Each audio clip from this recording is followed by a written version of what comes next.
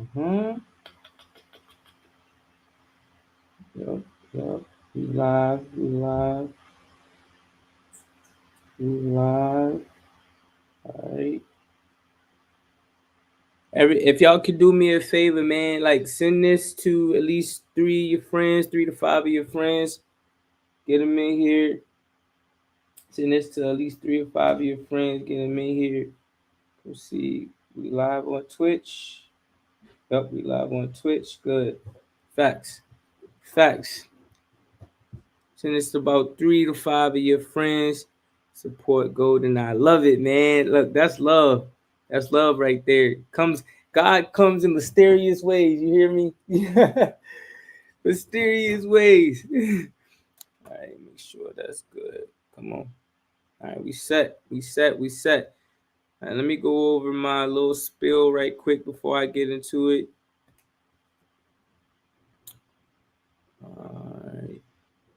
All right, man. All right. Let's get to the little spill before I even get into the vibes. No intro. We're going no intro video. You feel me? Just straight authentic. All right.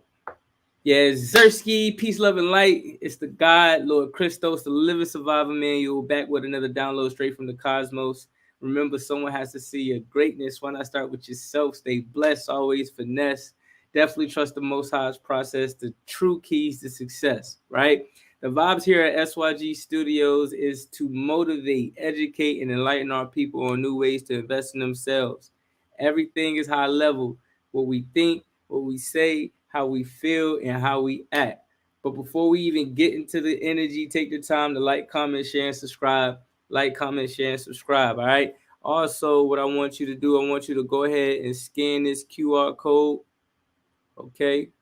Let's go ahead and scan this QR code up here in the top left, right, wherever you view it. It's going to be in the top left or right. That's how you tap in with us in the SYG community via Discord, Instagram, YouTube, Twitch, and much more. We love engagement over here and understand that it takes a village to push the tree and not just one individual. So the support is much appreciated.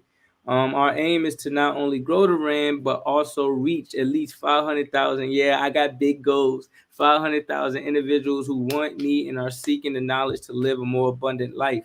Now, with all the information being provided, I do want to send out a quick disclaimer. Please take the time to do your own research. It's very vital. My content is intended to be used for motivational purposes only. Always do your own analysis based on your own personal circumstances. Definitely seek counsel with other professionals and verify information independently in connection with any investments made based on any information received in this show. Now let's step into our God body energy all as one. Inhale. Exhale. See your greatness. Now let's get into the vibe. So today I wanted to get up here for episode 5 of the See Your Greatness show or See Your Greatness podcast. I want to do something a little different, man. I want to, tap into more of a reading space, right? I have so many books. You know what I'm saying? I have Think and Grow Rich. I got The Circle of Fire by Don Miguel Ruiz. He's dope. You know what I'm saying? I got some crazy dope African sciences books, right? But today I'm focused on reading The Alchemist. Y'all see that? Today I'm focused on reading The Alchemist by Paulo Coelho. I hope I'm not messing his name up, but nonetheless, this is the 25th anniversary edition. A few friends of mine, just based off of the type of person that I am, my human design and things of that nature, I was told that I needed to tap into this reading. That it would change my life actually. So that's what we doing. We coming together as a family. You know what I'm saying? Let me get my camera right. Come on. We coming together as a family, and we're gonna read together. We're gonna ask questions because that's one thing that I'm real huge on is the family coming together to ask questions because we don't know what we don't know, right? So with all that being said, man, we're gonna tap into this great read, and I hope it helps you. I definitely feel like it's gonna help me in my journey of seeing my greatness. And that's what this is all about, helping each other, see our greatness so that we can be the best versions of ourselves. And once we become the best versions of ourselves, we're able to help other individuals become the best versions of themselves, right? So without further ado, let's go ahead and tap in. For those who are new, again, go ahead and hit that link in the bio, or hit that QR code. I'm gonna put it back up here. Like, comment, share, subscribe, and follow the brand. You know what I'm saying? You can also donate towards the cause. I'm looking to expand to many areas, many different countries, many different states, and things of that nature, and help where I can. You feel me? I come from a space where there wasn't a lot of community. You feel me? It was like everybody was for themselves, and I always felt and knew like that wasn't gonna get us nowhere. Like you never saw a person really like doing it on his own, right, and get into the next level. It takes a team, it takes a conglomerate, it takes a community for us to do that. So let's go ahead and get into it. So today again, we're reading The Alchemist by Paulo Coelho. Let's get into the vibe. Paulo Coelho's enchanting novel has inspired a devoted following around the world. This story, dazzling in its powerful simplicity and soul-stirring wisdom, is about an Andalusian Andalusian Andalusian shepherd boy named Santiago, who travels from his homeland in Spain to the Egyptian desert in search of a treasure buried near the pyramids. Along the way, he meets a gypsy woman, a man who calls himself king, and an alchemist, all of whom point Santiago in the direction of his quest. No one knows what the treasure is or if Santiago will be able to surmount the obstacles in his path. But what starts out as a journey to find worldly goods turns into a discovery of the treasure found within. Lush, evocative, and deeply humane, the story of Santiago is an eternal testament to transforming power of our dreams and the importance of listening to our hearts. I already know I'm gonna love this book. You know what I'm saying? I'm huge on going within, understanding yourself first, right? Understanding yourself first, rather, so that you can be able to pour out what you've learned to the world. What's up, baby? You're on live right now. Trying to peek around the corner. Trying to peek around the corner. All right, where we going? Okay, these are a lot of other individuals who are, just saying that this book is an amazing read. Yep. Let's actually read that. Okay, we got Charlotte Zolotto. The mystic quality in the odd adventures of the boy Santiago may bring not only him but others who read this fine book closer to recognizing and reaching their own inner destinies. We got Lynn Andrews. Paulo gives you the inspiration to follow your own dreams by seeing the world through your own eyes and not someone else's. That's deep, man. Like, there's a lot of individuals that feel like they're living for other people instead of living for themselves. And it's like, I'm gonna give an analogy. One of my friends, he had gave me a metaphor. He was like, imagine yourself on an airplane. It's you, a toddler, and an older like grandparent or something, right? And then you got this person like Jason on the airplane trying to harm you guys, right? And you know how when they say on the plane, put your mask on first before you put someone else's mask on. That's exactly what it was. That's exactly what the metaphor stood for. So he has said, "Hey, bro, if you are in this situation, you feel me? Who do you help first? Do you help the toddler or do you help the elder woman?" And with me, not thinking, I said, "Well, I'm gonna help the toddler first because we have already, quote unquote, lived our lives and things of that nature." And he was like, "No, you have to help yourself first. You are the most equipped. The toddler can't fight for herself.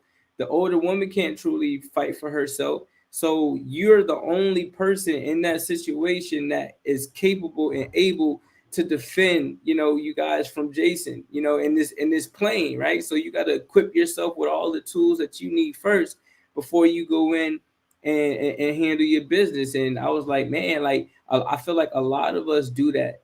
I was just literally at a school, mentoring kids. And there was a subject that we taught on that talked about care, like caring for others and things of that nature. And I was asking them, I was like, okay, so what does care mean to you? Well, caring for your dog, or like caring for your parent, or like caring for your friends. And none of them in every grade, I mean, I'm going through every grade, K through 5, right?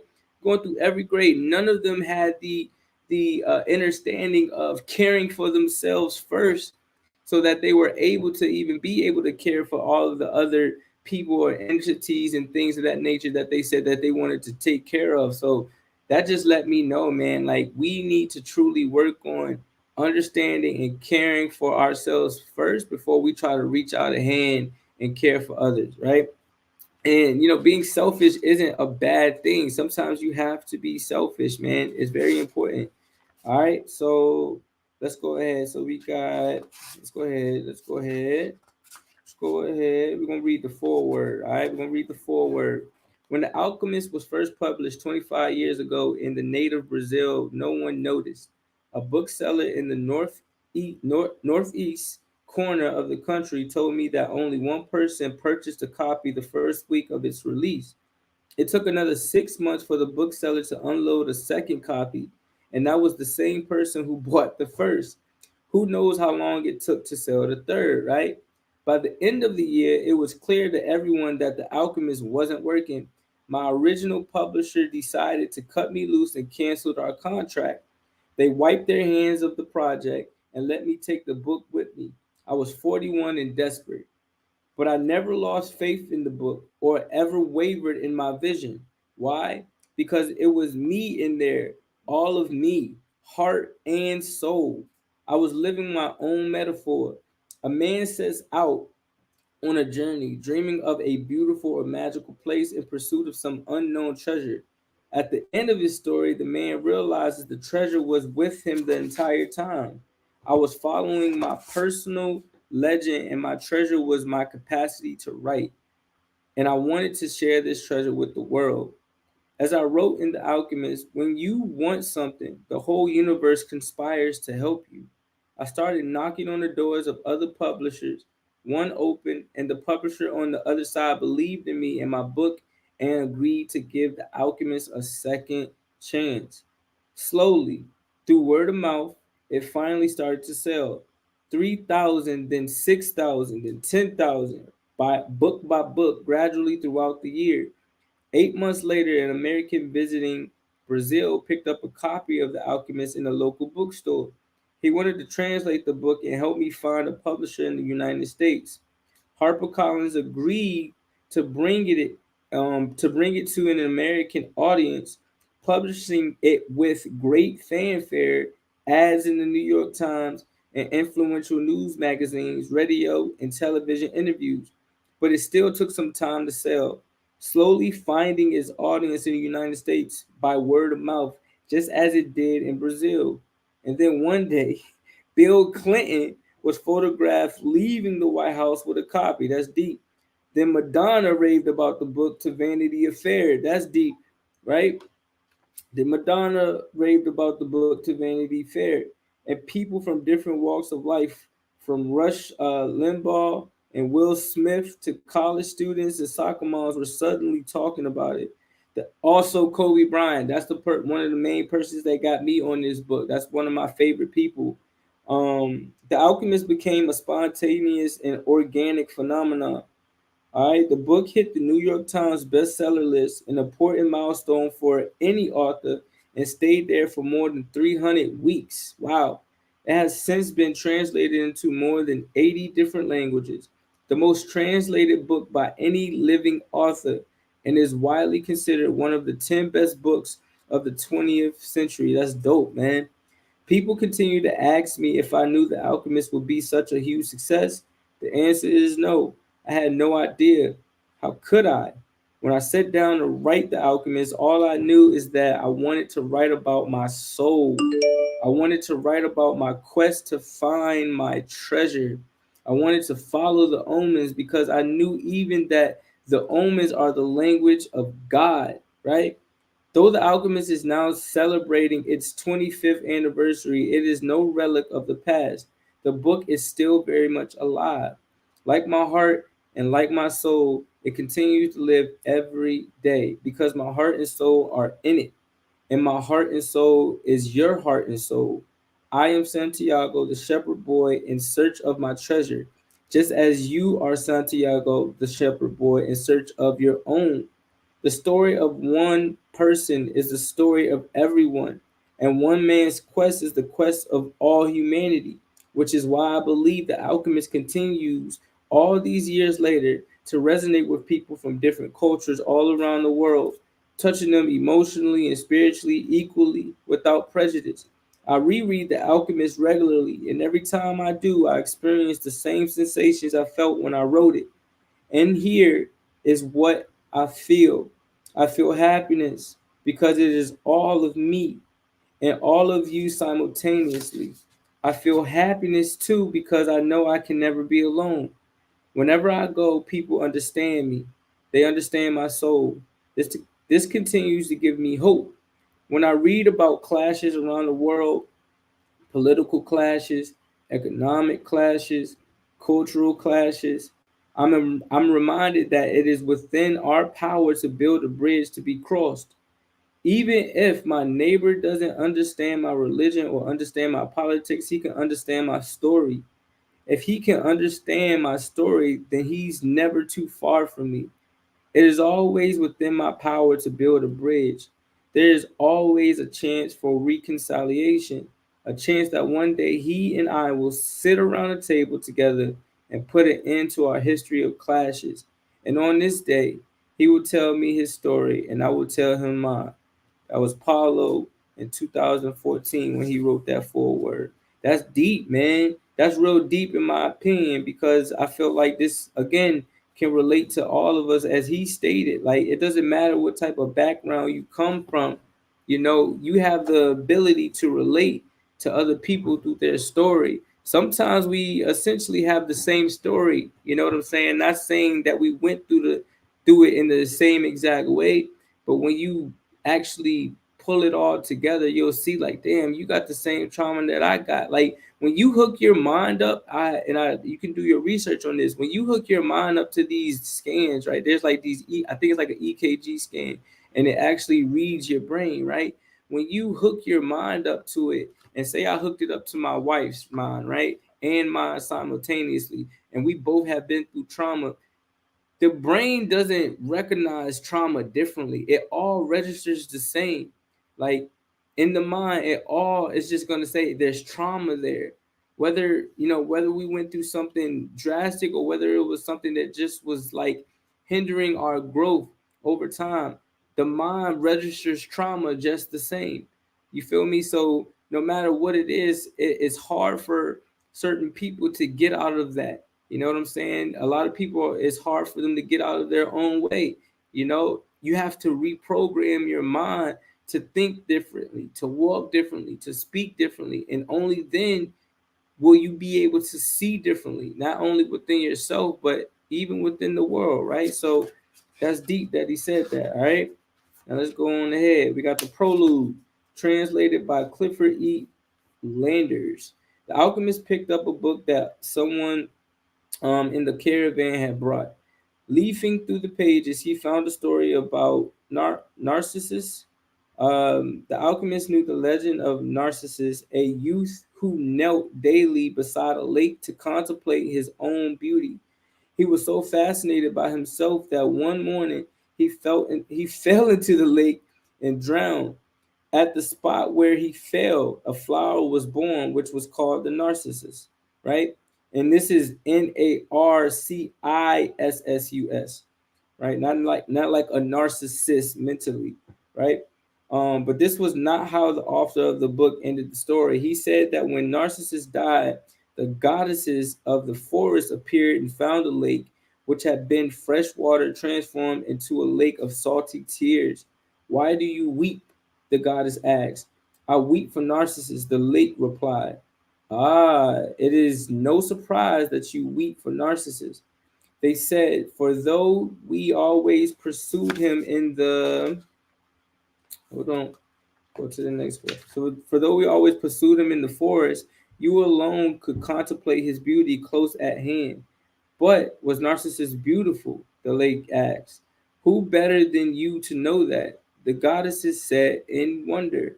After all, it was by your banks that he knelt each day to contemplate himself. And that's like just looking at yourself in the mirror when you're. I think of like what was it, the Lion King, when Simba was trying to look at himself to see if he saw his father within him. He saw himself most of the time, but then he did finally see that his father within him as well. And it's just a reincarnation of his father. We are just reincarnations of our parents and ancestors, and however deep we want to go, right? The lake was silent for one time. Finally it said, I weep for Narcissus, but I never noticed that Narcissus was beautiful. I weep because each time he knelt beside my banks, I could see in the depths of his eyes my own beauty reflected. What a lovely story the alchemist thought. And that's the picture, of Narcissus looking at himself in the riverbank on the lake. All right, moving into part one. I don't know how much I'm gonna read while I'm on these lives, but we're just gonna go with the vibe. So, the boy's name was Santiago. Dusk was falling as the boy arrived with his herd at an abandoned church. The roof had fallen in long ago, and an enormous sycamore had grown on the spot where this. If I mess up some words, I where the sacristy had once stood. He decided to spend the night there. He saw to it that all the sheep entered through the ruined gate and then laid some planks across it to prevent the flock from wandering away during the night. There were no wolves in the region, but once an animal had strayed during the night, and the boy had to spend the entire next day searching for it.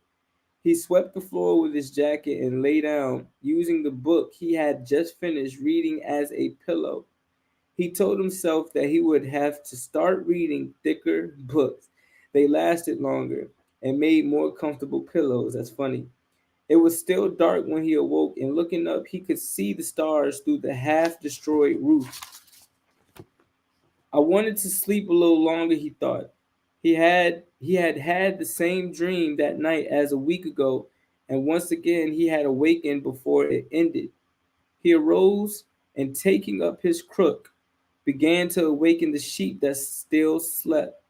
He had noticed as soon as he awoke, most of his animals also began to stir.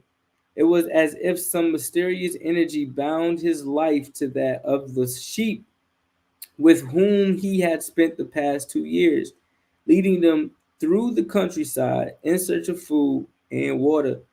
They are so used to me.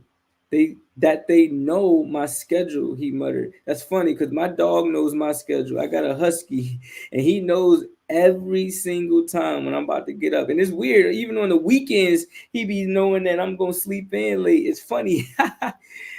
All right, let's continue. Thinking about that for a moment, he realized that it could be the other way around, that it was he who had become accustomed to their schedule. Okay. But there were certain of them who took a bit longer to awaken. The boy prodded them one by one with his crook, calling each by name. He had always believed that the sheep were able to understand what he said, so there were times when he read them parts of his book that had made an impression on him, or when he would tell them of the loneliness or the happiness of a shepherd in the fields. Sometimes he would comment to them on the things he had seen in the villages they passed. But before the past few days, he had spoken to them about only one thing: the girl, the daughter of a merchant who lived in the village they would reach in about 4 days. He had been in the village only once, the year before. The merchant was the proprietor of a dry goods shop, and he always demanded that the sheep be sheared in his presence, so that he would not be cheated. A friend had told the boy about the shop, and he had taken his sheep there. I need to sell some wool, the boy told the merchant. The shop was busy, and the man asked the shepherd to wait until the afternoon. So the boy sat on the steps of the shop and took a book from his bag. I didn't know shepherds knew how to read, said a girl's voice behind him. Excuse me. The girl was typical of the region of Andalusia, all right, with flowing black hair and eyes that vaguely recalled the Moorish conquerors. Ah, all right. Well, usually I learn more from my sheep than from books, he answered.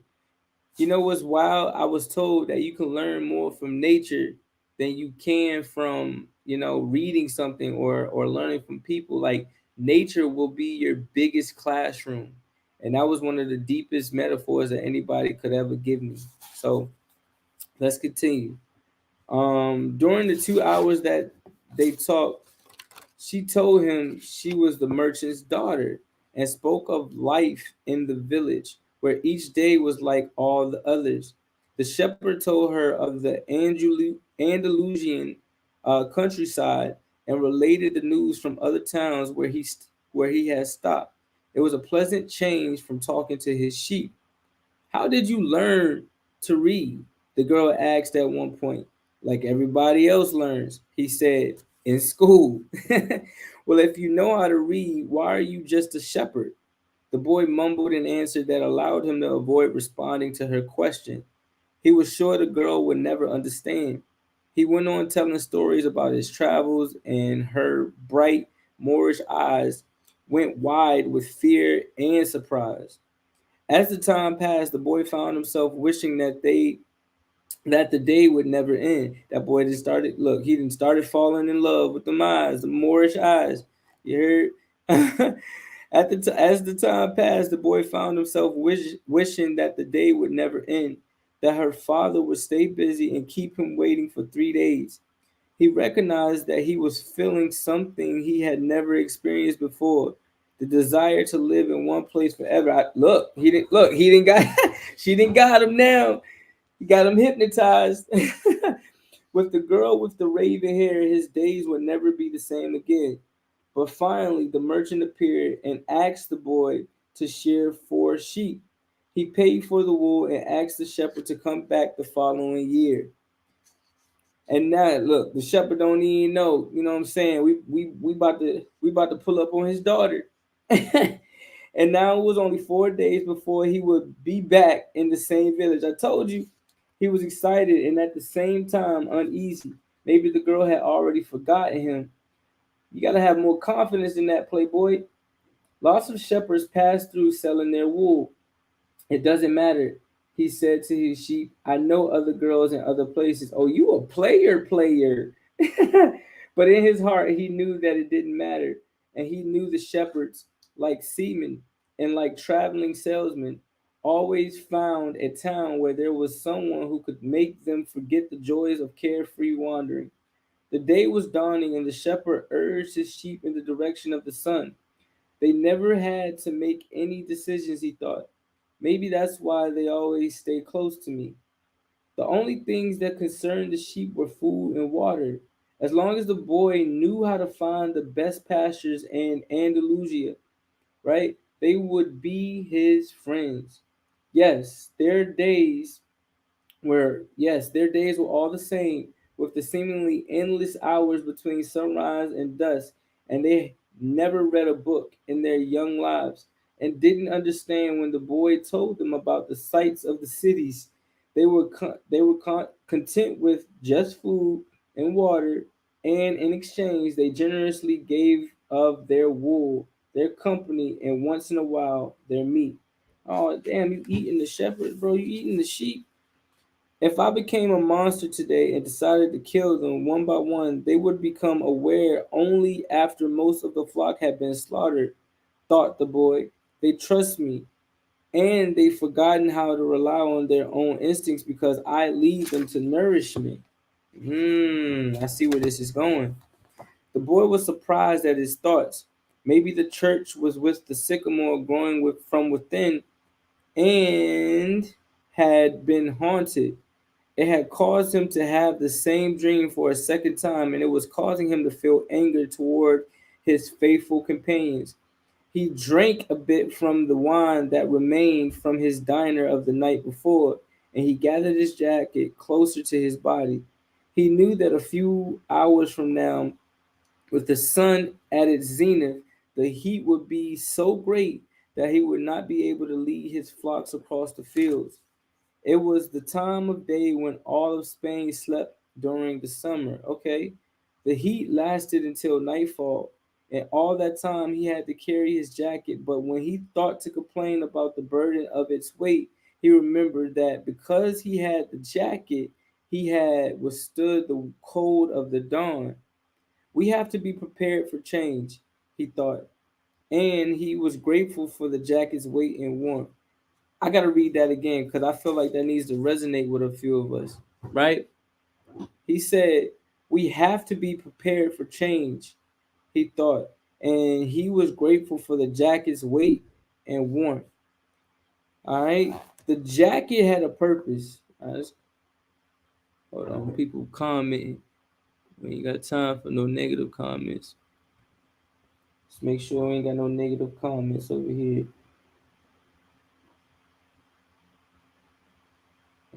Delete. Go ahead and delete that. We won't do negative comments over here, right? All right. Where was we at? We have to be prepared for change, he thought, and he was grateful for the jacket's weight and warmth. All right? The jacket had a purpose, and so did the boy. His purpose in life was to travel, and after 2 years of walking the Andalusian terrain, he knew all the cities of the region. He was planning on the visit to explain to the girl how it was that a simple shepherd knew how to read. There you go. He already thinking about it. That he had attended a seminary until he was 16. Okay. His parents had wanted him to become a priest and thereby a source of pride for a simple farm family.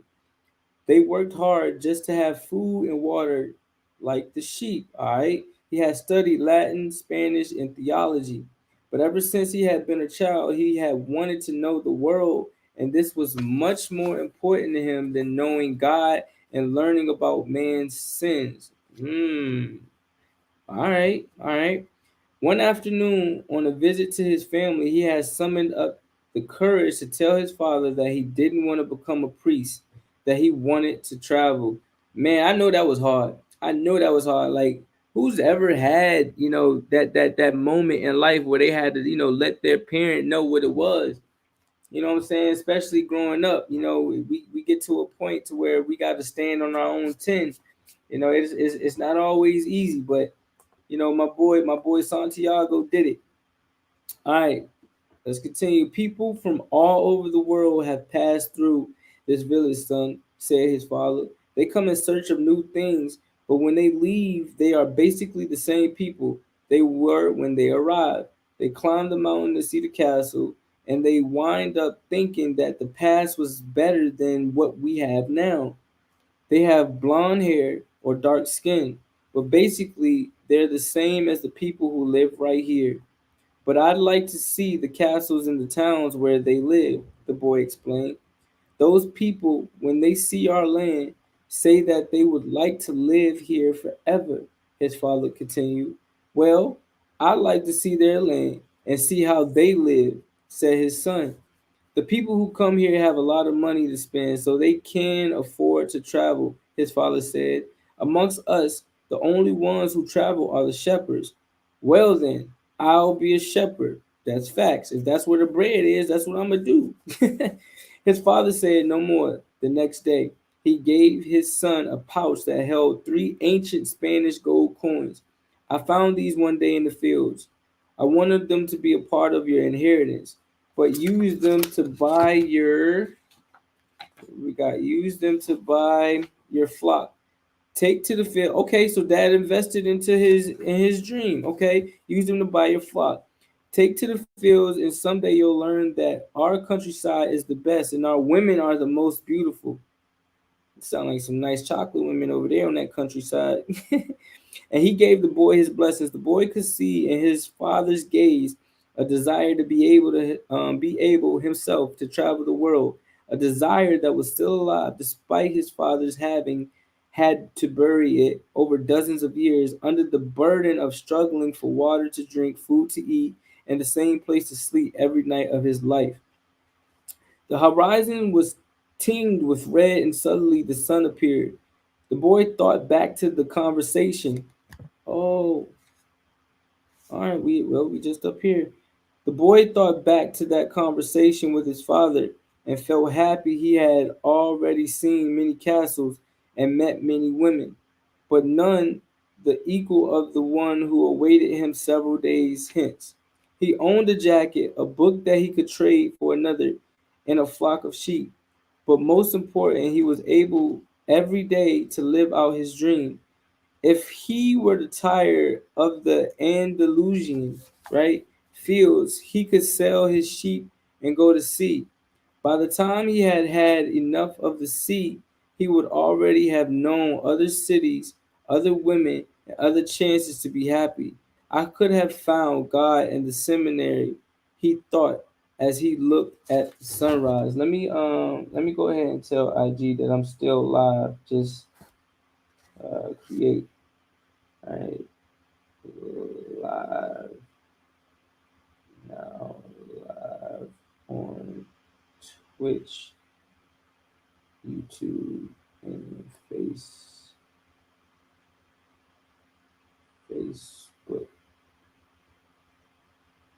Click link in bio. All right, let's go ahead and post that. Actually, I can post the link right here. Hold on, family. Hold on, let me. HTTPS mktr.ee / studio 5 now live.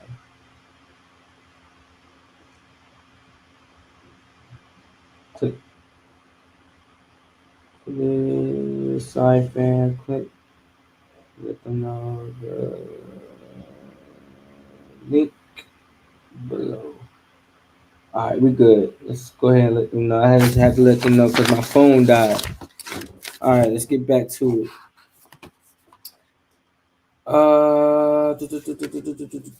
Read that. All right, here we go. Whenever he could, he sought out a new road to travel. He had never been to that ruined church before, in spite of having traveled through those parts many times. The world was huge and inexhaustible. He had only to allow his sheep to set the route for a while. He would discover other interesting things. The problem is that they don't even realize that they're walking a new road every day. They don't see that the fields are new and the seasons change. All they think about is food and water. Maybe we're all that way, the boy mused. Even me. I haven't thought of other women since I met the merchant's daughter. Wow, that's how I felt when I met my wife, man. I'm here with you, son. Hey, mom. Hey, I'm reading The Alchemist right now. It's a good read so far. Maybe we're all that way, the boy mused. Even me, I haven't thought of other women since I met the merchant's daughter.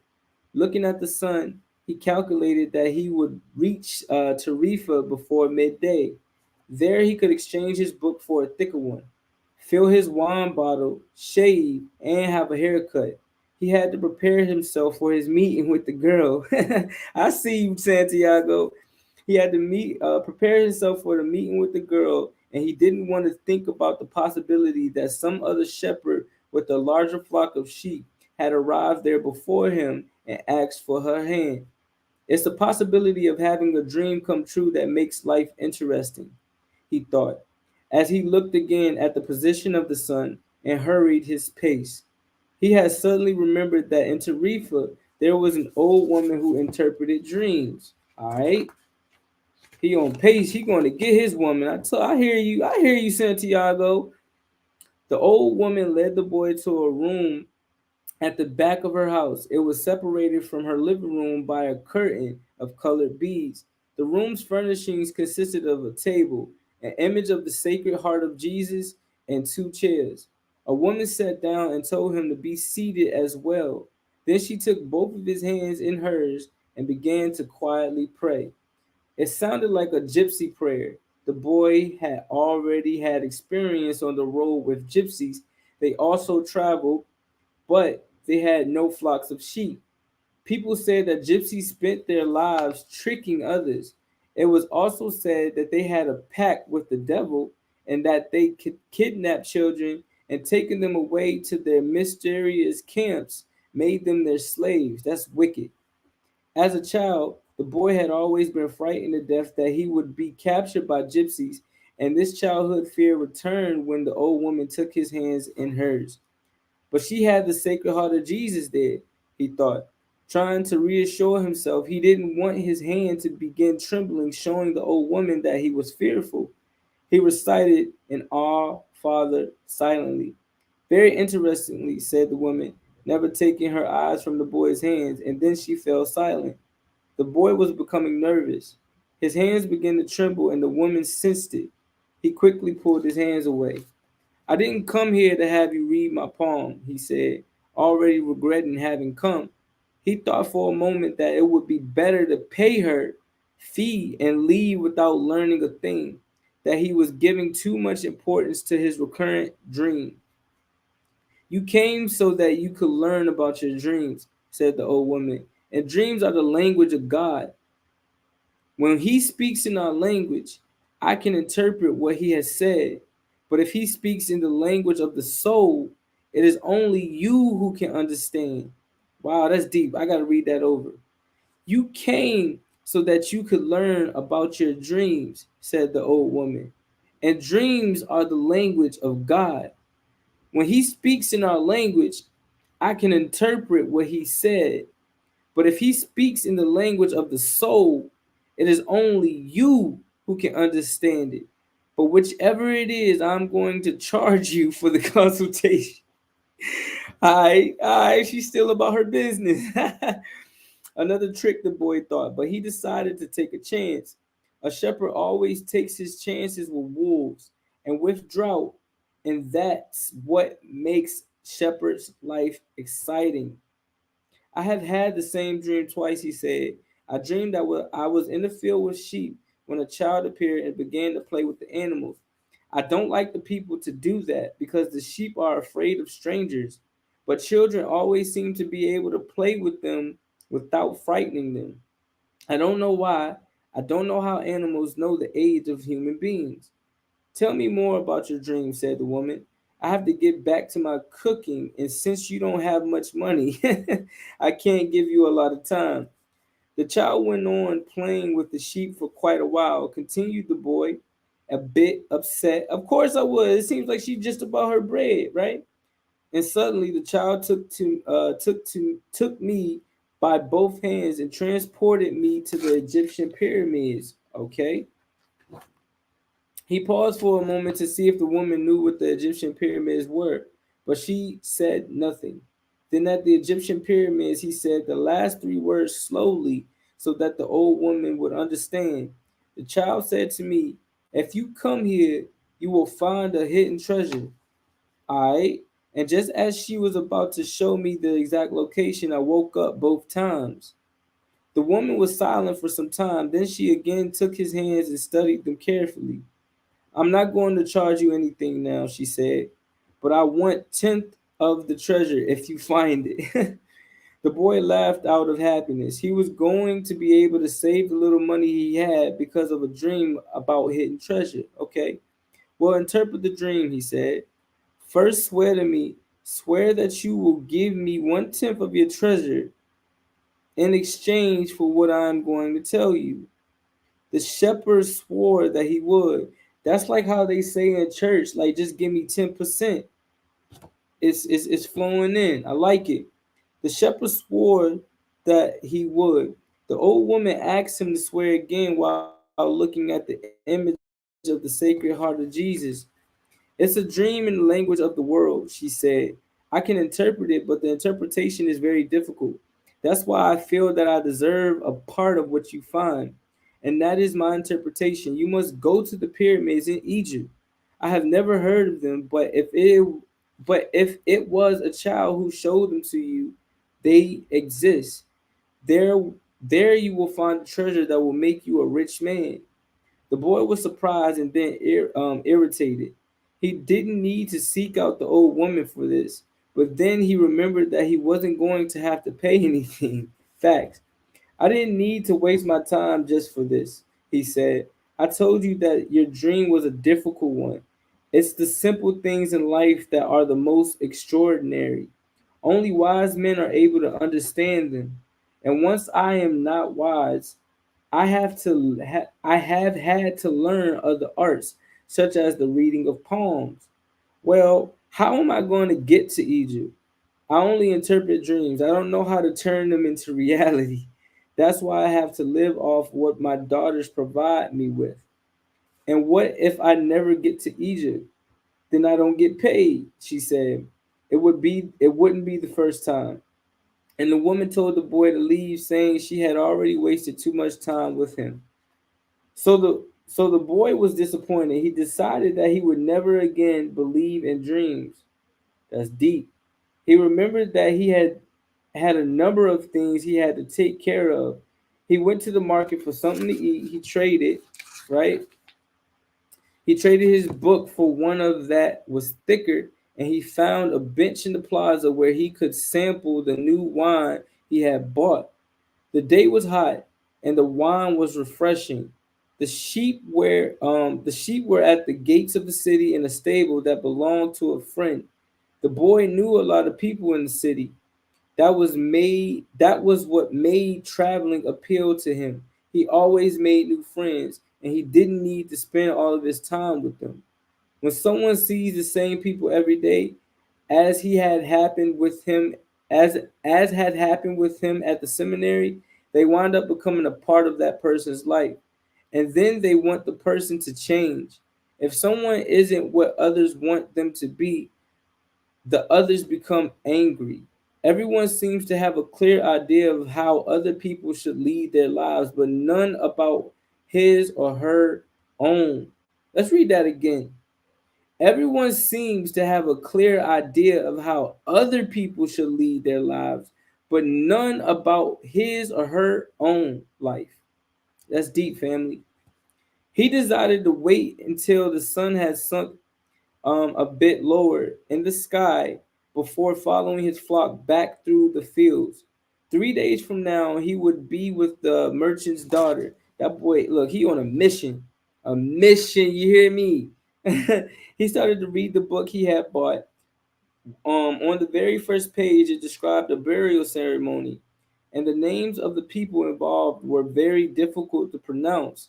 He, if he ever wrote a book, he thought he would present one person at a time, so that the reader wouldn't have to worry about memorizing a lot of names. When he finally was able to concentrate on what he was reading, he liked the book better. The burial was on a snowy day, and he welcomed the feeling of being cold. As he read on, an old man sat down at his side and tried to strike up a conversation. "What are they doing?" the old man asked, pointing at the people in the plaza. "Working," the boy answered dryly, making it look as if he wanted to concentrate on his reading. Actually, he was thinking about shearing his sheep in the front of the merchant's daughter. He got that daughter on his mind, so that she could see that he was someone who was capable of doing difficult things. He had already imagined the scene many times. Every time the girl became fascinated when he explained that the sheep had to be sheared from back to front. He also tried to remember some good stories to relate as he sheared the sheep. Most of them he had read in books, but he would tell them as if they were from his personal experience. All right, don't get the lions to shorty now. All right, we don't do that. She would never know the difference because she didn't know how to read. Meanwhile, don't take advantage of her either, Playboy. Come on, Santiago, you was on the right path, bro. Meanwhile, the old man persisted in his attempt to strike up a conversation. He said that he was tired and thirsty and asked if he might have a sip of the boy's wine. The boy offered his bottle, hoping that the old man would leave him alone. But the old man wanted to talk and asked the boy what book he was reading, right? He asked him what book he was reading. Hold on 1 second.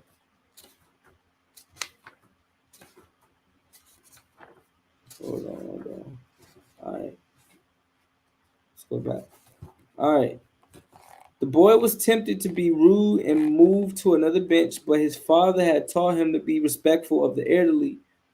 So he held out the book to the man for two reasons. First, that he himself wasn't sure how to pronounce the title, and second, that if the old man didn't know how to read, he would probably feel ashamed and decide of his own accord to change benches. Said the old man, looking at all sides of the book as if it was some strange object. This is an important book, but it's really irritating. The boy was shocked. The old man knew how to read and had already read the book. And if the book was irritating, as the old man had said, the boy still had time to change it for another. It's a book that says the same thing almost all the other books in the world say. Continued the old man. It describes people's inability to choose their own personal legends, and it ends up saying that everyone believes the world's greatest lie. What's the world's greatest lie? The boy asks, completely surprised. It's this: that at a certain point in our lives, we lose control of what's happening to us, and our lives become controlled by fate. That's the world's greatest lie. That's never happened to me, said the boy. They wanted me to be a priest, but I decided to become a shepherd. Much better, said the old man, because you really like to travel. He knew what I was thinking. The boy said to himself. The old man, meanwhile, was leafing through the book without seeming to want to return it at all. The boy noticed that the man's clothing was strange. He looked like an Arab, which was not usual in those parts. Africa was only a few hours from Tarifa. One had only to cross the narrow straits by boat. Arabs often appeared in the city, shopping and chanting their strange prayers several times a day. Where are you from? The boy asked. From many places. No one can be from many places, the boy said. I'm a shepherd and I have been to many places, but I come from only one place, from a city near an ancient castle. That's where I was born. Well, then, we could say that I was born in Salim or Salem. The boy didn't know where Salem was, but he didn't want to ask, fearing that he would appear ignorant. He looked at the people in the plaza for a while. They were coming and going, and all of them seemed to be very busy. So, what is Salem like? He asked, trying to get some sort of clue. It's like it's always been. No clue yet, but he knew that Salem wasn't in Andalusia. If it were, he would already have heard of it. And what do you do in Salem? He insisted. What do I do in Salem? The old man laughed. Well, I'm the king of Salem. People say strange things, the boy thought. Sometimes it's better to be with the sheep who don't say anything, and better still to be alone with one's books. They tell their incredible stories at the time when you want to hear them. But when you're talking to people, they say some things that are so strange that you don't know how to continue the conversation. My name is Melchizedek, said the old man. How many sheep do you have? Enough, said the boy. He could see that the old man wanted to know about more of his life. Well, then, we've got a problem. I can't help you if you feel you've got enough sheep. The boy was getting irritated. He wasn't asking for help. It was the old man who had asked for a drink of his wine and had started the conversation. I feel like he talking to God, y'all. Give me my book, the boy said. I have to go and gather my sheep and get going. Give me 1/10 of your sheep. That's that 10% again. said the old man, and I'll tell you how to find the hidden treasure. How'd he even know he was trying to find the hidden treasure? He talking to God, y'all. He talking to God right now. All right, give me 1/10 of your sheep, said the old man, and I'll tell you how to find the hidden treasure.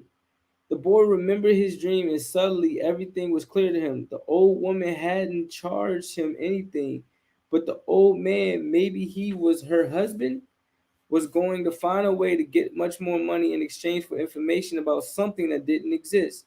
The old man was probably a gypsy too. But before the boy could say something, the old man leaned over, picked up a stick, right, and began to write in the sand of the plaza, right? Something bright reflected from his chest with such intensity that the boy was momentarily blinded. With a movement that was too quick for someone his age, the man covered whatever it was with his cape. When his vision returned to normal, the boy was able to read what the old man had written in the sand. He talking to God, y'all. He blinded him right quick, like the flash from Men in Black, so he couldn't read what he was writing in the sand. There in the sand of the plaza of the small city, the boy read the names of his father and his mother and the name of the seminary he had attended.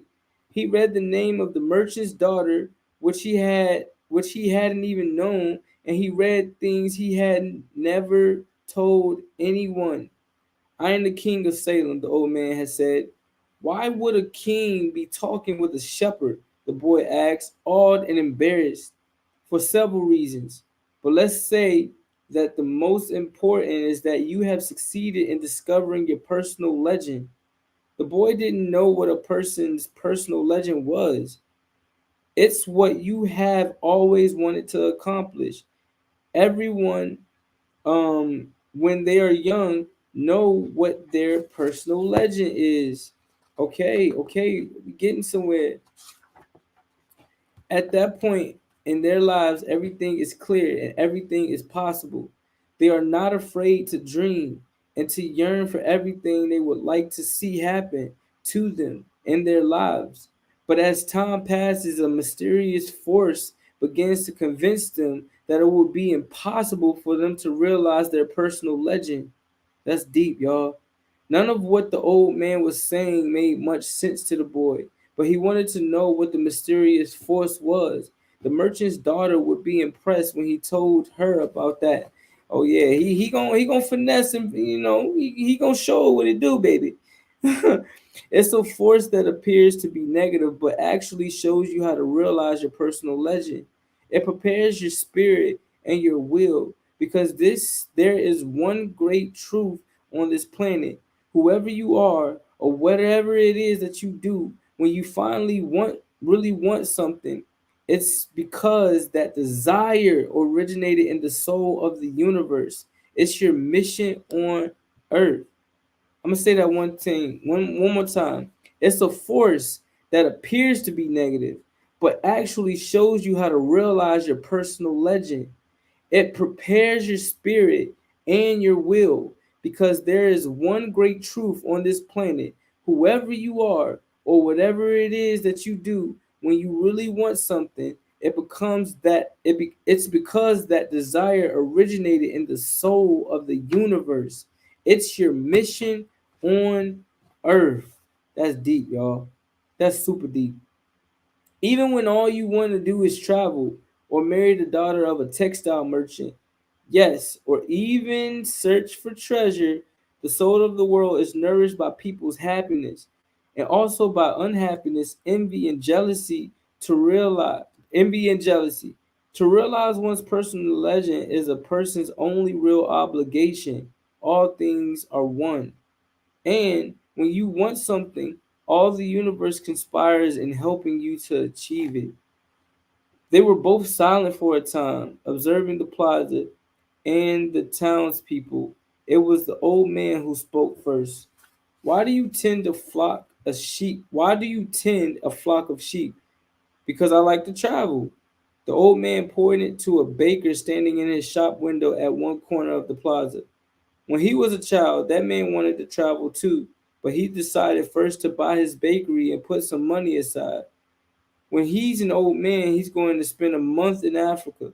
He never realized that people are capable at any time in their lives of doing what they dream of. He shouldn't have he should have decided to become a shepherd, the boy said. Well, he thought about that, the old man said. But bakers are more important people than shepherds. Bakers have homes, while shepherds sleep out in the open. Parents would rather see their children marry bakers than shepherds. Mm. The boy felt a pang in his heart, thinking about the merchant's daughter. There was surely a baker in her town. Oh shucks, Santiago felt like somebody else. That boy in there baking them rolls for her. You feel me? Or baking something else. The old man continued. In the long run, what people think about shepherds and bakers become more important for them in their own personal legends. The old man leafed through the book and fell to reading a page he came to. The boy waited and then interrupted the old man just as he himself had been interrupted. Why are you telling me all this? Because you are trying to realize your own personal legend, and you are at the point where you're about to give it all up. Wow. Let's continue. And that's when you always appear on the scene. Not always in this way, but I always appear in one form or another. Sometimes I appear in the form of a solution or a good idea. At other times, at a crucial moment, I make it easier for things to happen. There are other things I do too, but most of the time people don't realize I've done them. The old man related that the week before he had been forced to appear before a miner and had taken the form of a stone. The miner had abandoned everything to go mining for emeralds. For 5 years, he had been working a certain river and had examined hundreds of thousands of stones looking for an emerald. The miner was about to give it all up right at the point when, if he were to examine just one more stone, just one more, he will find his emerald. Since the miner had sacrificed everything to his personal legend, the old man decided to become involved. He transformed himself into a stone that rolled up to the miner's foot.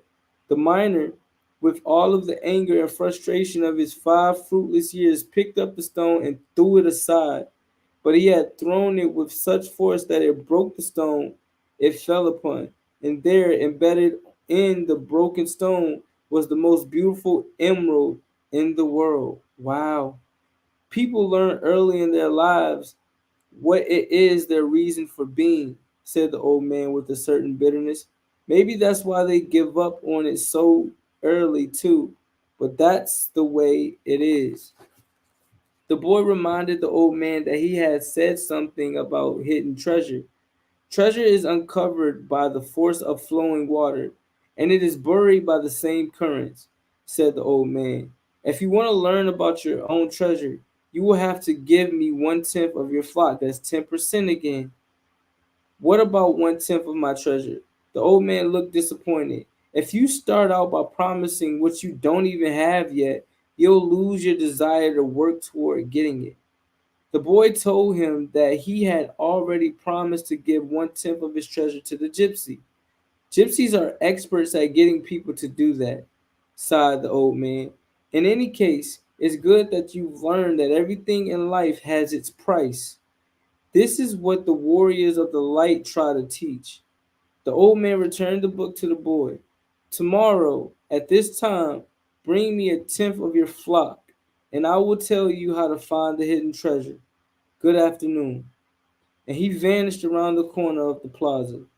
The boy began and again to read his book, but he was no longer able to concentrate. He was tense and upset because he knew that the old man was right.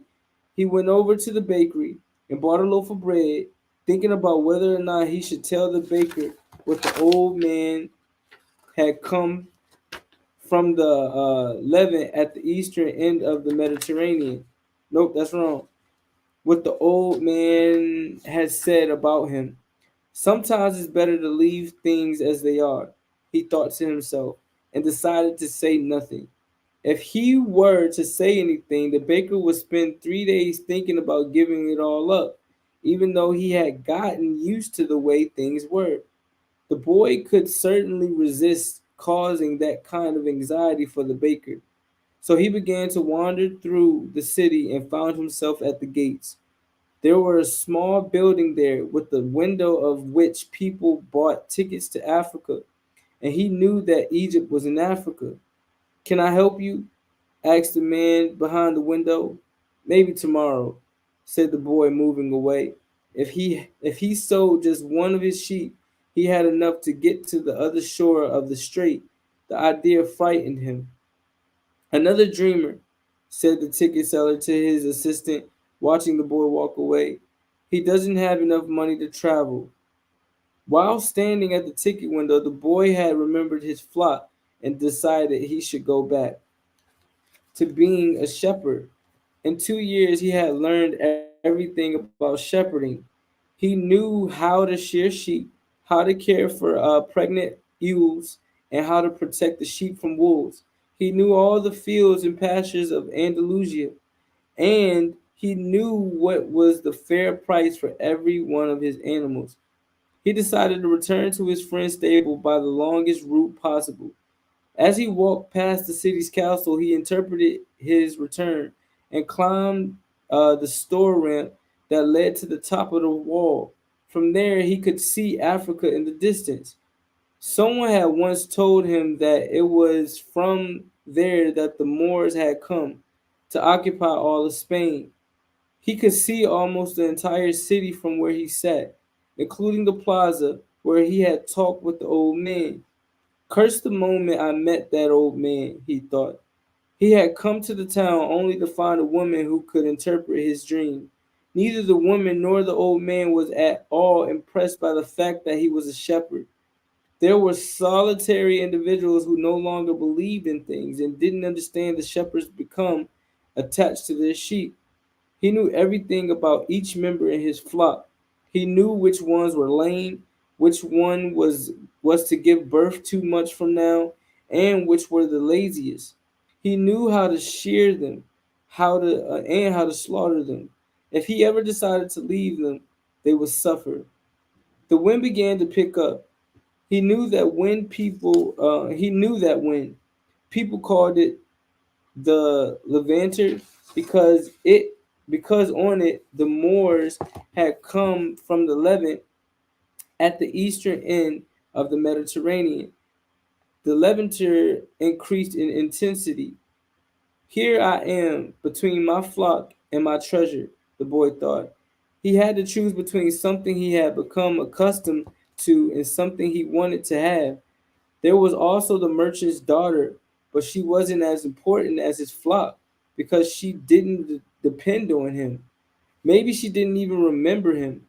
He was sure that it made no difference to her on which day he appeared. He already given up, y'all. For her, every day was the same. And when every day is the same at the net as the next, it's because people fail to recognize the good things that happen in their lives every day that the sun rises. "I left my father, my mother, and the town castle behind. They have gotten used to my being away, and so have I.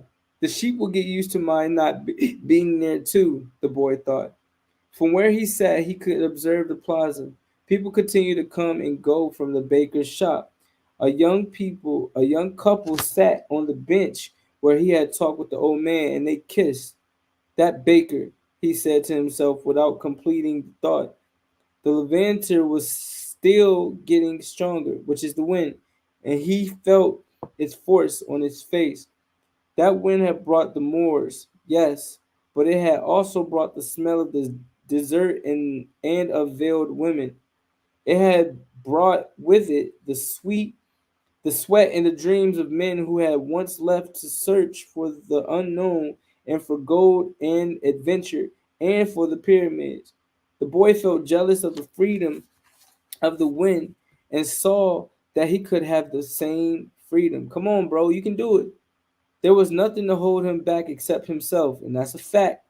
The sheep, the merchant's daughter, and the fields of Andalusia were only steps along the way to his personal legend. Now you realizing it, Santiago. Let's go. The next day, the boy met the old man at noon. He brought 6 sheep with him. I'm surprised, the boy said. My friend bought all the other sheep immediately. He said that he had always dreamed of being a shepherd and that it was a good omen. That's the way it always is, said the old man. It's called the principle of favorability. When you play your cards the first time, you're almost sure to win. Beginner's luck. Why is that? Because there is a force that wants you to realize your personal legend. It whets your appetite with the taste of success. Then the old man began to inspect the sheep, and he saw that one was lame.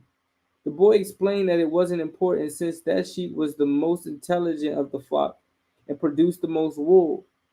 Where is this treasure? He asked. It's in Egypt, near the pyramids. The boy was startled. The old woman had said the same thing, but she hadn't charged him anything. In order to find the treasure, you will have to follow the omens. God has prepared a path for everyone to follow. You just have to read the omens that he left for you. Okay? All right. I'm trying to see if I want to continue or stop there. 1, 2, 3, 4, 5, 6, 7. We can continue. You just have to read the omens that he left for you. All right. Before the boy could reply, a butterfly appeared and fluttered between him and the old man. He remembered something his grandfather had once told him, that butterflies were a good omen, like crickets and like grasshoppers, like lizards and 4-leaf clovers. That's right, said the old man, able to read the boy's thoughts. Just as your grandfather taught you, these are good omens. The old man opened his cape, and the boy was struck by what he saw.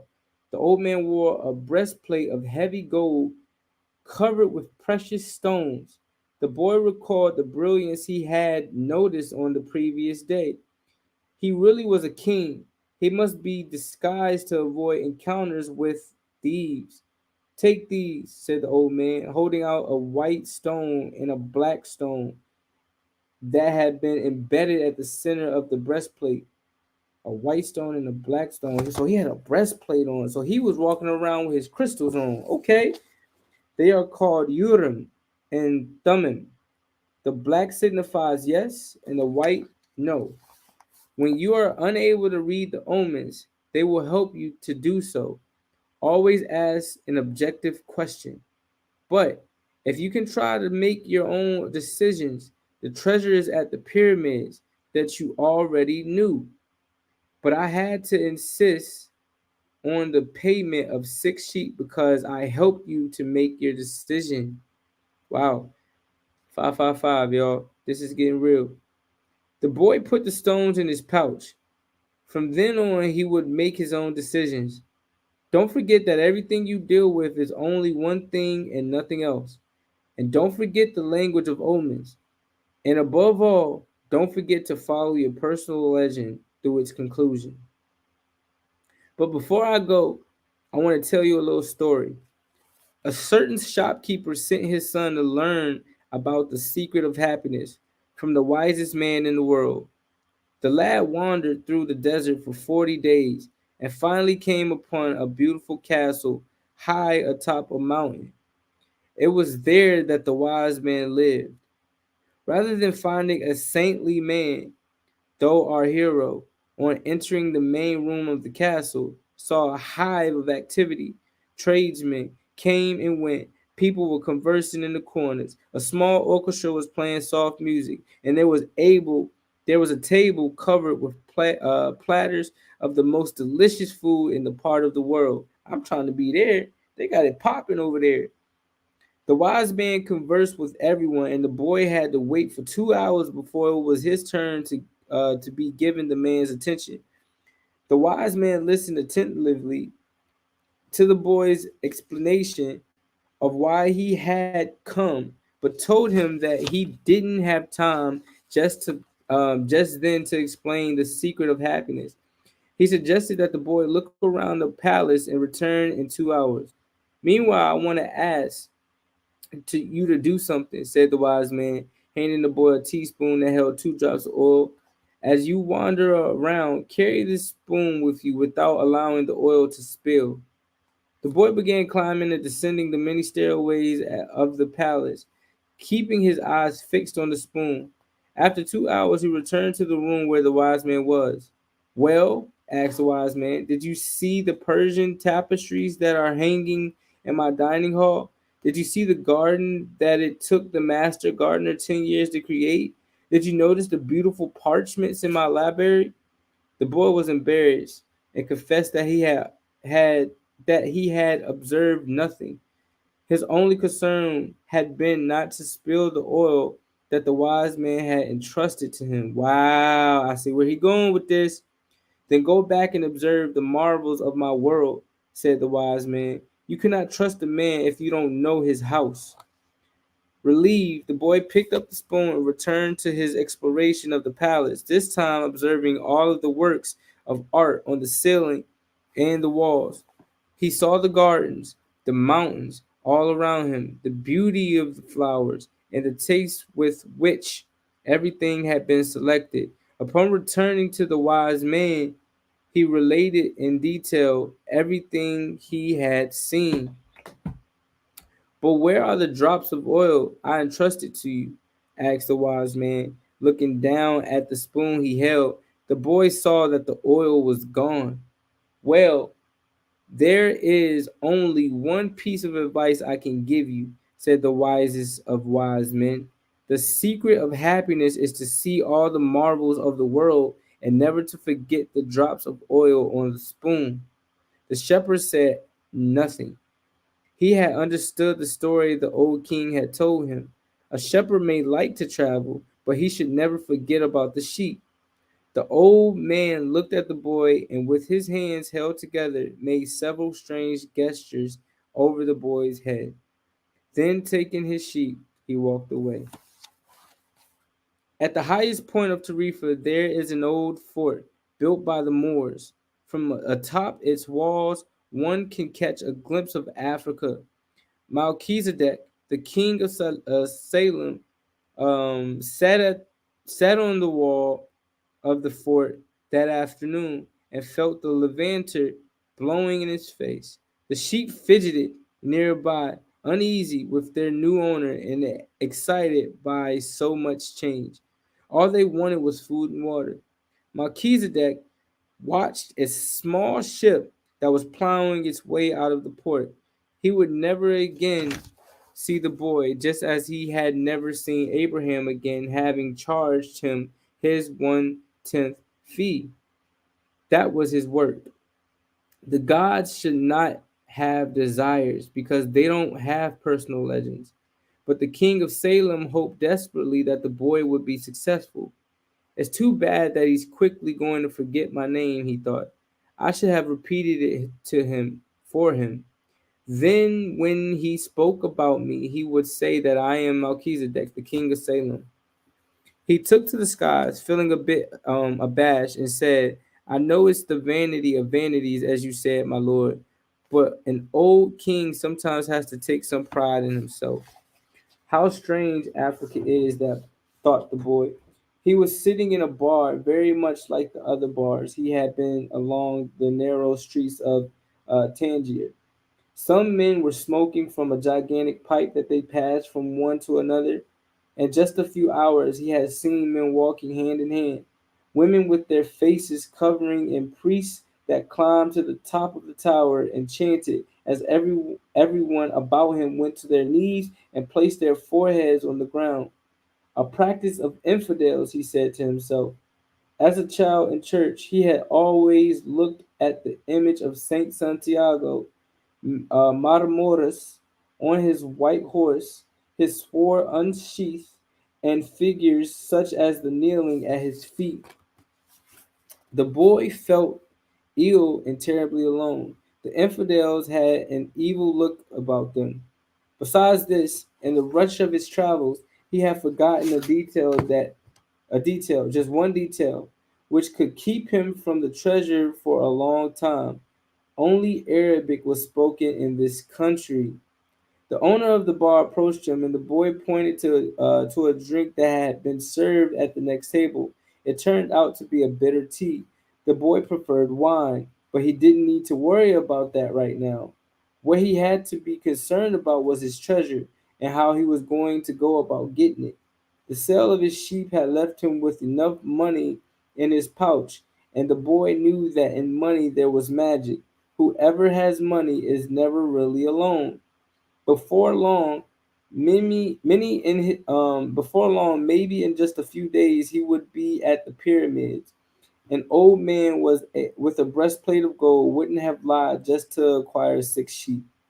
The old man had spoken about signs and omens, and as the boy was crossing the strait, he had thought about omens. Yes, the old man had known what he was talking about. During the time the boy had spent in the fields of Andalusia, he had become used to learning which path he should take by observing the ground and the sky. He had discovered that presence of a certain bird meant that a snake was nearby, and that a certain shrub was a sign that there was water in the area. The sheep had taught him that, right? If God leads the sheep so well, he will also lead a man, he thought, and that made him feel better.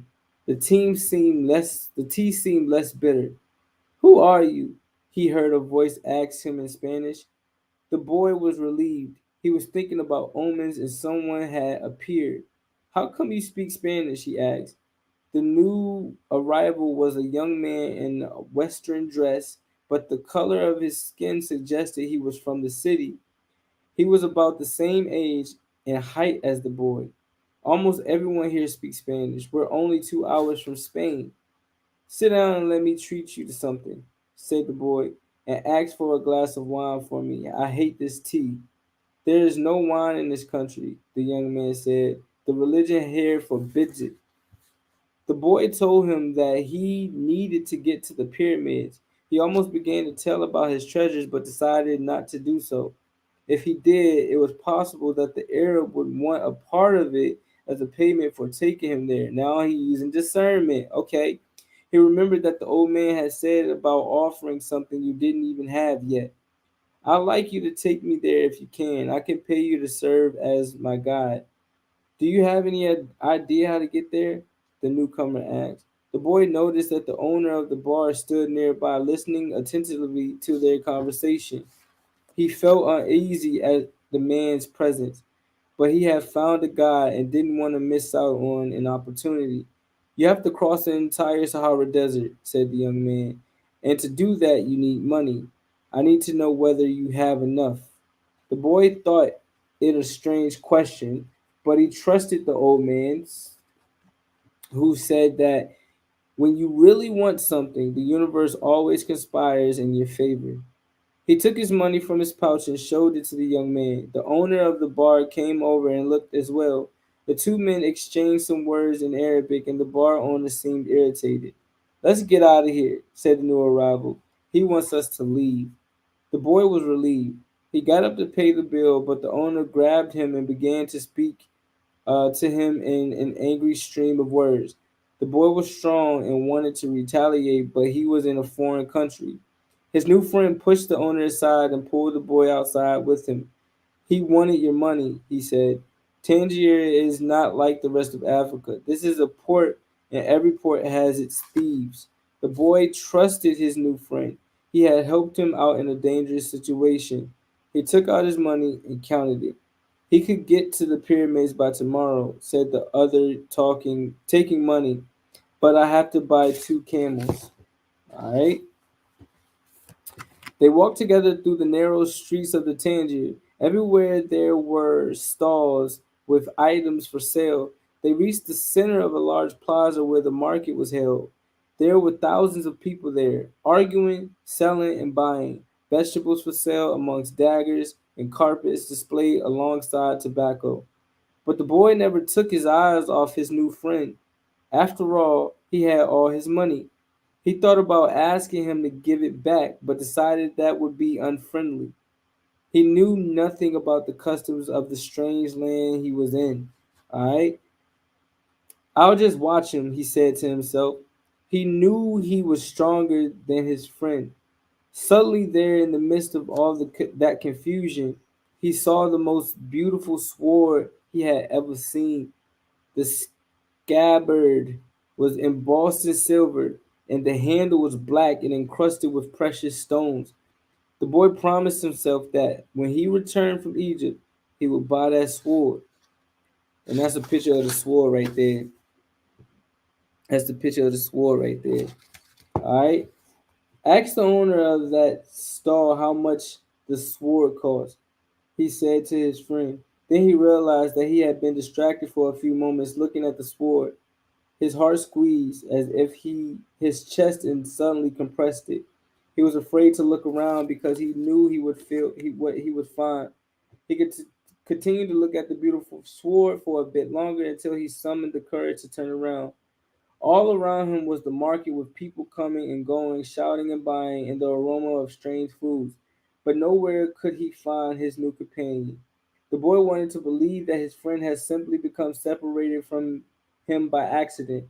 He decided to stay right there and await his return. As he waited, a priest climbed to the top of a nearby tower and began his chant. Everyone in the market fell to their knees, touched their foreheads to the ground, and took up the chant. Then, like a colony of workers' ants, they dismantled their stalls and left. The sun began its departure as well. The boy watched it through its trajectory for some time until it was hidden behind the white houses surrounding the plaza. He recalled that when the sun had risen that morning, he was on another continent, still a shepherd with 60 sheep, and looking forward to meeting with a girl. That morning he had known everything that was going to happen to him as he walked through the familiar fields. But now, as the sun began to set, he was in a different country, a stranger in a strange land where he couldn't even speak the language. He was no longer a shepherd, and he had nothing, not even the money to start everything over. All this happened between sunrise and sunset, the boy thought. He was feeling sorry for himself and lamenting the fact that his life could have changed so suddenly and so drastically, right? He was so ashamed that he wanted to cry. He had never even wept in front of his own sheep, but the marketplace was empty and he was far from home, so he wept. He wept because God was unfair and became this was the way God repaid those who believed in their dreams. When I had my sheep, I was happy, and I made those around me happy. People saw me count on coming and welcome me, he thought. But now I'm sad and alone. I'm going to become bitter and distrustful of people because one person betrayed me. I'm going to hate those who have found their treasure because I never found mine. And I'm going to hold on to what little I have because I'm too insignificant to conquer the world. He opened his pouch to see what was left in his possessions. Maybe there was a bit left of the sandwich he had eaten on the ship, but all he found was the heavy book, his jacket, and the 2 stones the old man had given him. As he looked at the stones, he felt relieved for some reason. He had exchanged 6 sheep for 2 precious stones that had been taken from a gold breastplate. He could sell the stones and buy a return ticket, but those times I'll be smart. But this time I'll be smart, the boy thought, removing them from the pouch so he could put them in his pocket. This was a port town, and the only trustful thing his friend had told him was that the port towns are full of thieves. Now he understood why the owner of the bar had been so upset. He was trying to tell him not to trust that man. I'm like everyone else. I see the world in terms of what I would like to see happen, not what actually does. He ran his fingers slowly over the stones, sensing their temperature and feeling their surfaces. They were his treasure. Just handling them made him feel better. They reminded him of the old man. When you want something, all the universe conspires in helping you to achieve it, he had said. The boy was trying to understand the truth of what the old man had said. There he was in the empty marketplace, without a cent to his name, with not a sheep to guard through the night. But the stones were proof that he had met with a king who knew of the boy's past. They're called the Urim and the Thummim, and they can help you to read the omens. The boy put the stones back in the pouch and decided to do an experiment. The old man had said to ask very clear questions and to, I'm sorry, let's see, where we at? A few more pages. And to do that, the boy had to know what he wanted. So he asked if the old man's blessings were still with him. He took one out of the stones. It was yes. Am I going to find my treasure? He asked. He stuck his hand into the pouch and felt around for one of the stones. As he did so, both of them pushed through a hole in the pouch and fell to the ground. The boy had never even noticed that there was a hole in his pouch. He knelt down to find Urim and Thummim, put them back in the pouch. But as he saw them lying there on the ground, another phase came to his mind. Learn to recognize omens and follow them, the old king had said. An omen, the boy smiled to himself. He picked up the two stones and put them back in his pouch. He didn't consider mending the hole. The stones could fall through any time they wanted. He had learned that there were certain things one shouldn't ask about, so not to flee from one's personal legend. I promised that I would make my own decisions, he said to himself. But the stones had told him that the old man was still with him, and that made him feel more confident. He looked around at the empty plaza again, feeling less desperate than before. This wasn't a strange place, it was a new one. After all, what he had always wanted was just that, to know new places. Even if he never got to the pyramids, he had already traveled farther than any shepherd he knew. Oh, if they only knew how different things are just 2 hours by ship from where they are, he thought. Although his new world at the moment was just an empty marketplace, he had already seen it when it was teeming with life, and he would never forget it. He remembered the sword. It hurt him a bit to think about it, but he had never seen one like it before. As he mused about those things, he realized that he had to choose between thinking of himself as the poor victim of a thief, and as an adventurer in the quest of his treasure. I'm an adventurer looking for treasure, he said to himself.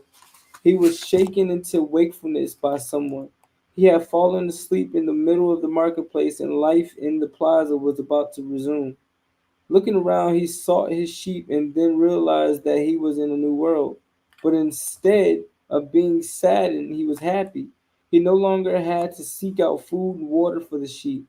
He could go in search of his treasure. Instead, he had not a in his pocket, but he had faith.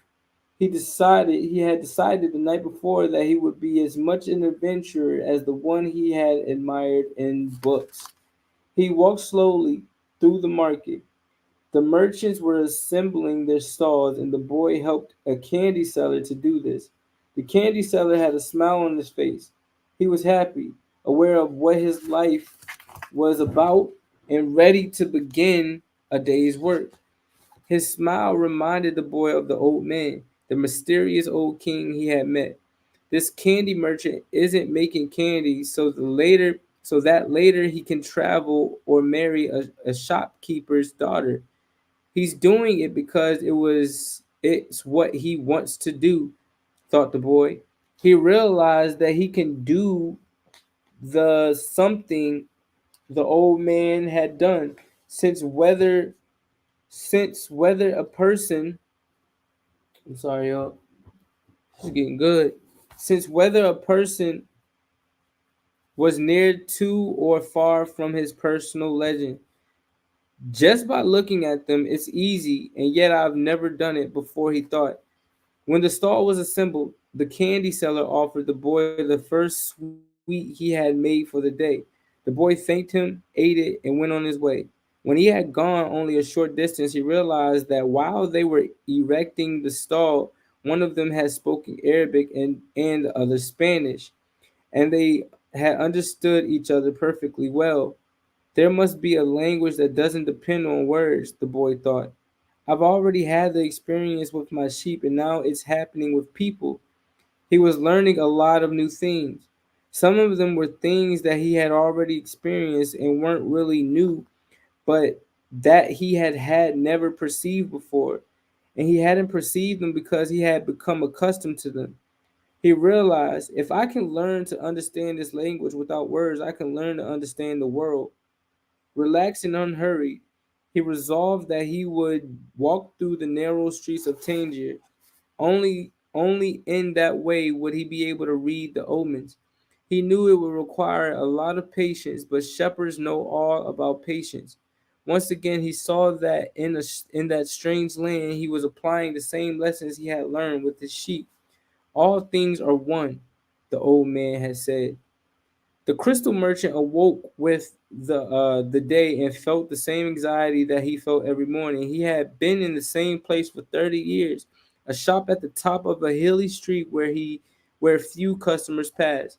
Now it was too late to change anything. The only thing he had ever learned to do was to buy and sell crystal glassware. There had been a time when many people knew of his shop: Arab merchants, French and English geologists, German soldiers who were always well heeled.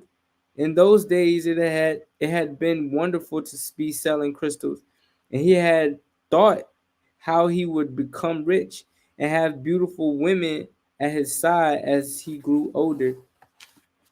But as time passed, the Tangier had changed.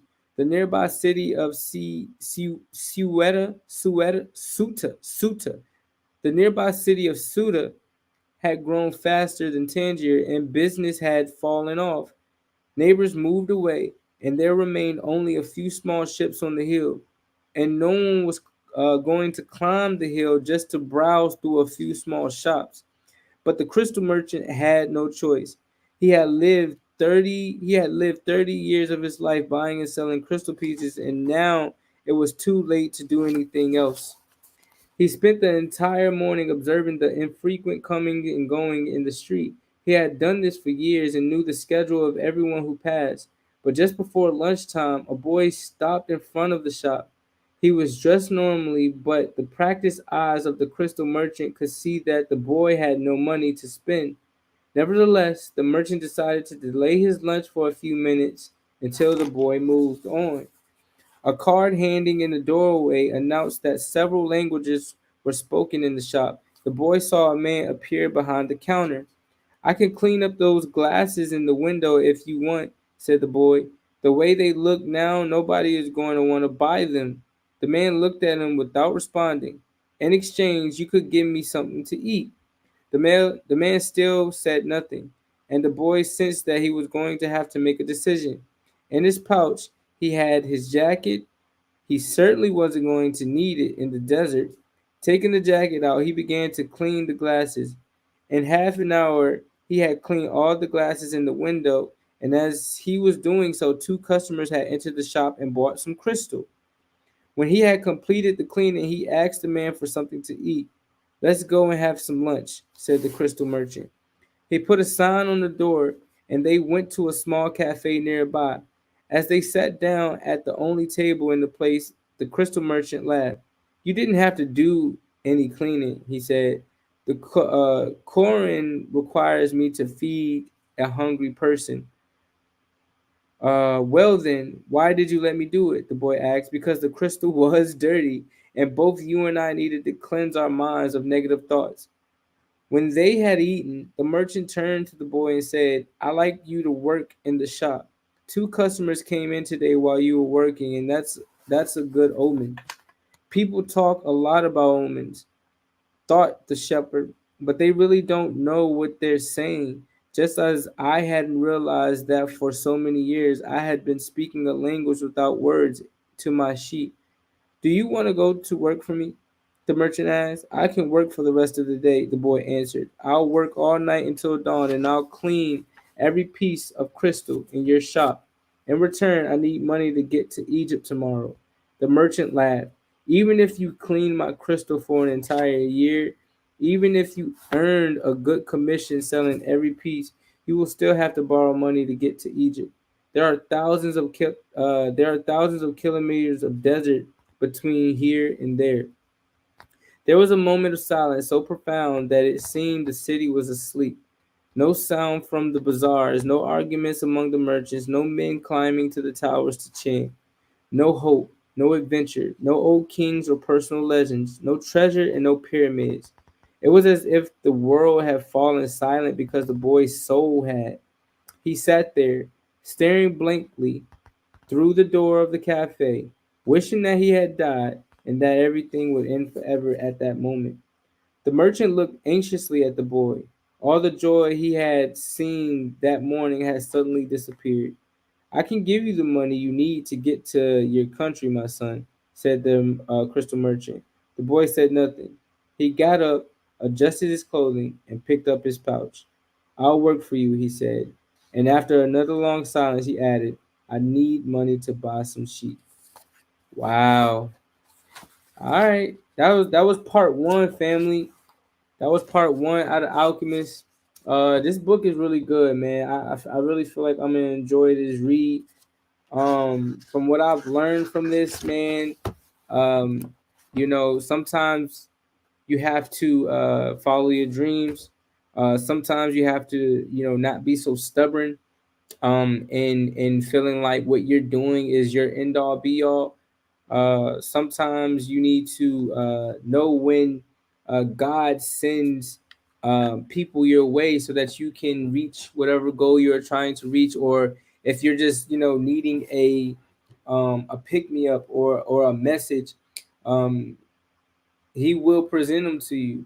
But it also showed me that sometimes we can fall short by allowing people to deter us from our dreams, and make us feel like we're not capable enough of getting there, or following our dreams.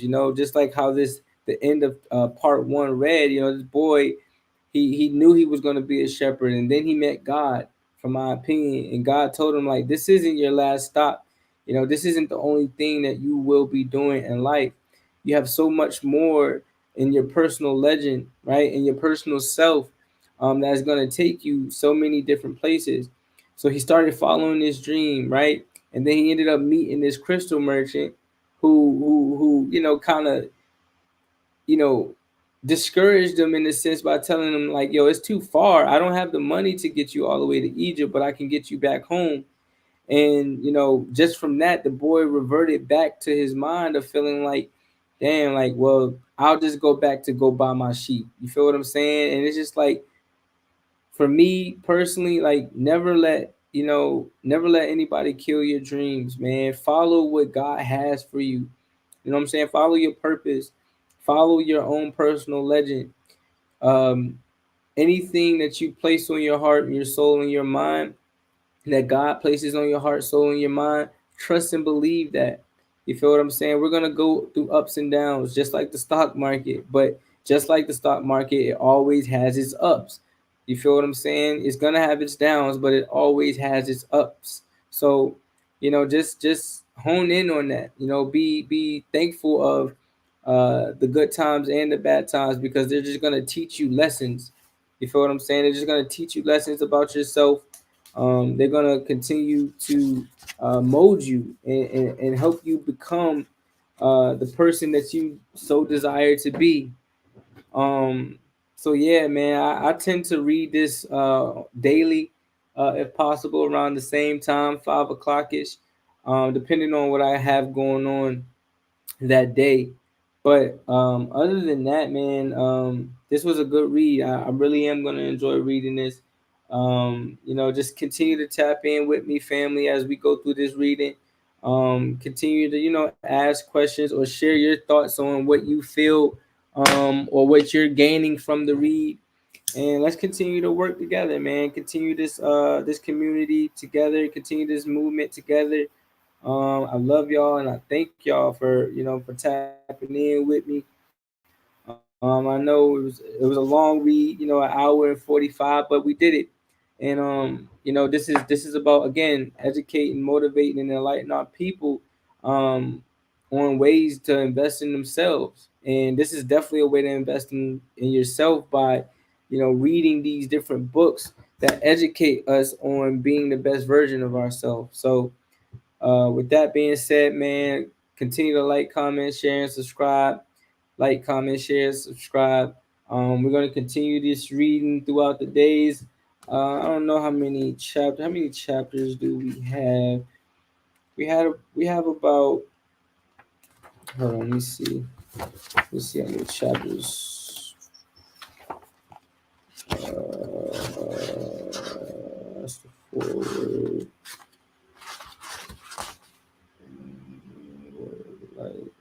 Let's see. Oh, it don't really. Doesn't really say. Hold on. So that's part 2.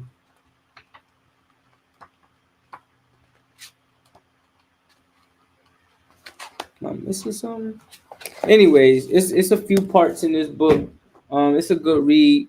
Remember, someone has to see your greatness. Why not start with yourself? Stay blessed, always finesse. Definitely trust the Most High's process, the true keys to success. Continue to hit that link in the bio to tap in with the brand, all the things that we have coming. Continue to hit the affiliate links too. Tap in with the few brands that I am associated with. Butterfly Corporation LLC for sure. Go tap in and cop some of the wifey's notebooks. She has her affirmation notebooks. These are a few that I have personally. You feel me? You got the words you speak become the house you live in. Speak and manifest life into your to the wind. Then you got being alive is the special occasion. Spread your wings and prepare to fly, for you have become a butterfly. And then I have, where's my other one? It's over there. It says a new era of me. You feel me? And they all have like affirmations. They all have like angel numbers on them, and they're just dope, man. Amazing quality, amazing quality. You feel me? Amazing quality books. Got her logo back there. You feel me? But other than that, man, I love y'all. I enjoy this time with y'all. Just like I hope you guys enjoyed this time with me, and we're gonna continue to tap in. So, with all that being said, peace to the guys, peace to the Most High, peace to y'all. Love y'all. I thank y'all. And I'll see y'all till next time. Spread love. I'm out.